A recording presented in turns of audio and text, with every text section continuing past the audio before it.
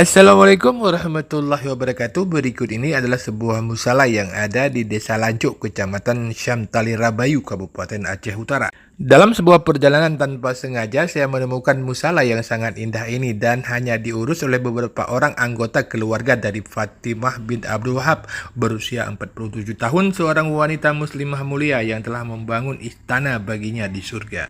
Berupa sebuah musala yang lumayan luas di Desa Lancuk, Kecamatan Slamtai Rabayu, Kabupaten Aceh Utara.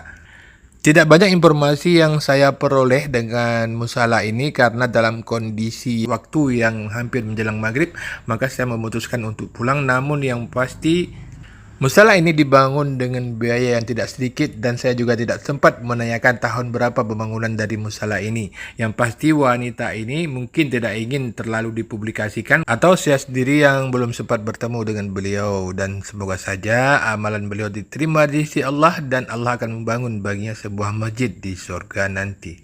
Dan semoga dunia ini akan lebih banyak lagi orang-orang seperti Bunda Fatimah yang saya tidak sempat bertemu. Salam buat Bunda Fatimah kalau mungkin melihat video ini, dan maaf saya telah mempublikasi dari video Anda tanpa izin dan hanya menanyakan informasi dari keluarga Anda yang ada di lokasi musala.